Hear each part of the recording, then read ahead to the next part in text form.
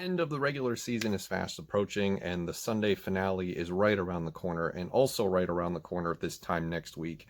Teams around the league are going to be needing to make difficult decisions, or at least have conversations about difficult decisions that they're going to need to figure out what they want to do eventually before the next season starts. And one of those difficult decisions, at least that has come up a lot in recent weeks with the draft order changing at the top, has been Sam Darnold and what's going to happen with him in the New York Jets. So I wanted to talk about this for two reasons. Number one, get my opinion out there about what I think the Jets should do with Sam Darnold. And then two, pose the question to Vikings fans, should we bring him in as a backup? So starting first with the New York Jets, because this is a draft channel, I do draft stuff, and this will very heavily influence what the New York Jets decide to do with that number 2 overall pick. And I think a lot of people were, it was a lot easier a week ago, right? Because the Jets had the number 1 overall pick. Trevor Lawrence is going to be number 1 no matter who owns that pick, and that was a lot easier to move on from Sam Darnold because you're getting Trevor Lawrence. Now, not so much, because the gap between Trevor Lawrence and the next quarterback in the draft, whether it's Justin Fields or Zach Wilson, is quite enormous. So this isn't as much of a slam dunk as people might think it is. So if it were up to me, I think that the Jets should definitely move on from Sam Darnold, draft another quarterback, and if I were the one pulling the trigger, I would go with Zach Wilson from BYU. Not that Justin Fields isn't a good prospect. I just don't find that his skill set is what I would be looking for in the number 2 overall pick in the 2021 NFL Draft. That is my opinion. There is another take out there on the internet amongst the NFL community as a whole that the Jets should either take Penei Sewell at number 2, or they should trade down, get a bunch more picks, probably still able to draft Penei Sewell, depending on who they trade with, and rebuild around Sam Darnold and keep him for at least another year. I advise against that because the Jets, while I don't think that they're a bad team, I don't think that they're a 2-13 team, if you will. I think that they do have some really good pieces like Quinnen Williams and Chris Herndon, even though he probably won't be back next year. Maybe, I don't know what his contract status is. A lot of this is going to depend on who the head coach and general manager is next year if they make changes.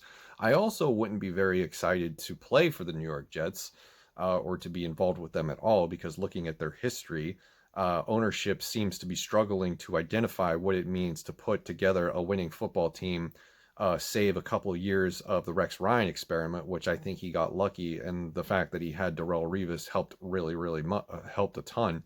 Yeah, a lot of, I mean, it also doesn't help that you've been stuck behind the New England Patriots for 20 years.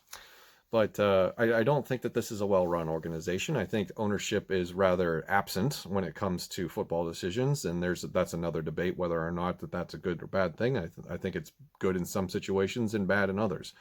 But I think moving on from Sam Darnold would absolutely be the right move. I don't, is it sunk cost fallacy to draft another quarterback? Yes, absolutely.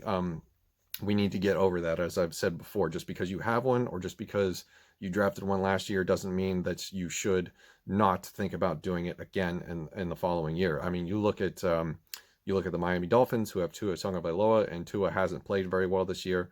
If they drafted a quarterback at number 3 overall with their first round pick, I wouldn't criticize that at all. That would actually probably be a very wise move, because then you've got 2 potential franchise quarterbacks heading into the next season. You figure out which one is which, and then you trade the other one. There is no reason to not do it. And I think because you don't know when you're going to end up in this situation again, because teams that are picking 9, 10, 11, 12, 13, a la Minnesota, that would like to have a younger quarterback to potentially hand the franchise over to, they're on the outside looking in, and it would take a king's ransom to trade up to get one of these guys. So if you have the opportunity, absolutely do it. So that brings us to the next part of this discussion is, do Vikings fans think that Sam Darnold would be somebody worthy of bringing in to at least be the backup? There's some, he would probably make a pretty good backup in this league. And the reason that I think that the Jets should move on and they should let him go and he would probably be a decent backup is because Yes, the situation in New York has not been ideal for him, right? It's been terrible head coach, terrible coaching staff, not a lot of good talent around him. Jameson Crowder has been a decent slot receiver. That's pretty much it. A 100-year-old running back in Frank Gore. The Le'Veon Bell situation didn't work out. He wasn't ready to take on that kind of a role again after sitting out for a year. It's you can look at that, and those are all good points, and that is all accurate observation. But you look at other situations around the league with rookie quarterbacks or just veteran quarterbacks who are not in good situations but still perform very well. Joe Burrow is an excellent example this year. I would argue that he was in a way worse situation when it comes to team building at Cincinnati, and he still had very good games that made you go, yes, this is going to be the guy. It might take a little while, but he's going to be a thing for a number of years. The Bengals did the right thing drafting this guy.